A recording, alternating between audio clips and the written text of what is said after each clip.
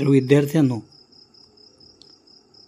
या अवयवांच्या सरावानंतर आपण आता हे जे अक्षर गट आहेत ते कसे तयार झाले किंवा कसे तयार करतात, तर त्या मागं त्या अक्षरामध्ये असणारा सारखेपणा, समानता किंवा ते अक्षर काढण्याची पद्धत यानुसार हे गट केलेले आहेत.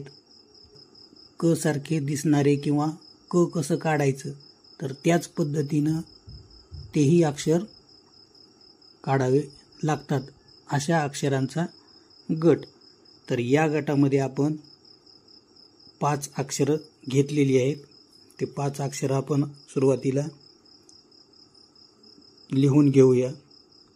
ही जी 5 अक्षरं आहेत ती आपण एक एक अक्षर कशी काढायची हे पाहणार आहोत. तर या ठिकाणी सर्वप्रथम पाहूया आपण ही जी रेषा दिसत आहे आपल्याला, तर या रेषेच्या थोडंसं खाली थोडंसं अंतर घेऊन या ठिकाणी असा हा सीचा आकार काढायचा आहे. नंतर या रेषेला चिटकून या दोन्ही टोकाला चिटकून सरळ अशी उभी रेषा ओढायची आहे. वर अर्धा भाग रिकामा दिसला पाहिजे आणि खाली सुद्धा अर्धा रिकामा दिसला पाहिजे. यानंतर इकडच्या बाजूनं याच्यासारखाच उलटा सीचा आकार काढायचा आहे, पण हा या रेषेला आणून चिटकवायचा नाही.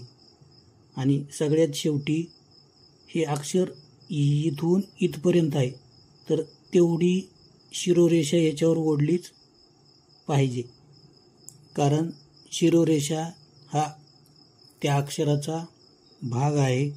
त्यामुळं शिरोरेषा ही त्या रेषेवरच आली पाहिजे आणि सरळ आली पाहिजे, तर आपलं अक्षर एकदम रेखीव दिसेल.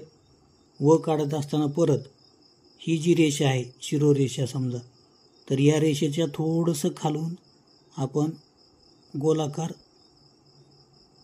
पूर्ण गोल नाही, हा अर्धा गोल सीचा आकार काढायचा आहे. हे टोक आणि हे टोक एका खाली आलं पाहिजे. यानंतर या दोन्ही टोकाला चिटकून वरच्या रेषेपासून सरळ खाली दोन्ही टोकाला चिटकून खाली येणारी रेषा काढायची. हा झाला दुसरा भाग. आणि नंतर हे व इथून इथपर्यंत आहे, तर त्याच्यापेक्षा थोडीशी मोठी किंवा बरोबर तेवढी शिरोरेषा काढायची. दुसरं जे अक्षर आहे ते आहे ब. याला पण त्याच पद्धतीनं काढायचं आहे. सर्वप्रथम रेषेच्या थोडंसं खालून पहिली कृती सीचा आकार काढून घ्यायचा, हे आणि हे एका खाली एक आलं पाहिजे.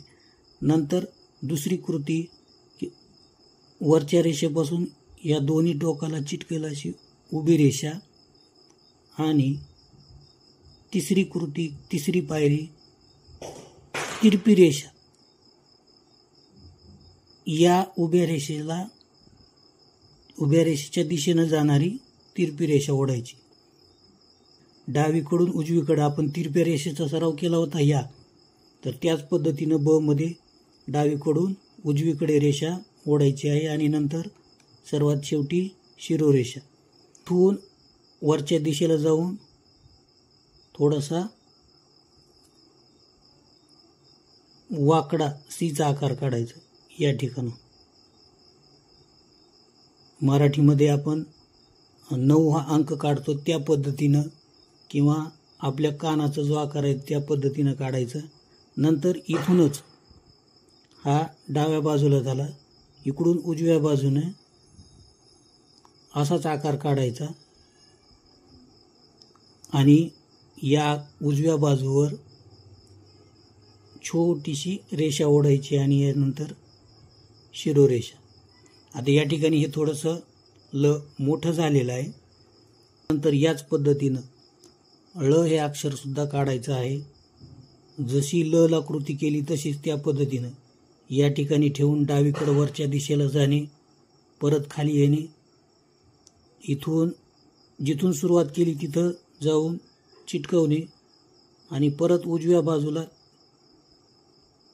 इकडून असा गोल करून या रेषेला आणून चिटकावणे आणि नंतर हा पुढचा जो भाग आहे, पुढचा जो गोल आहे, तर या गोलावरती छोटीशी रेषा द्यायची आहे आणि या पूर्ण अळवरती सगळ्यात शेवटी शिरोरेषा ओढायची आहे.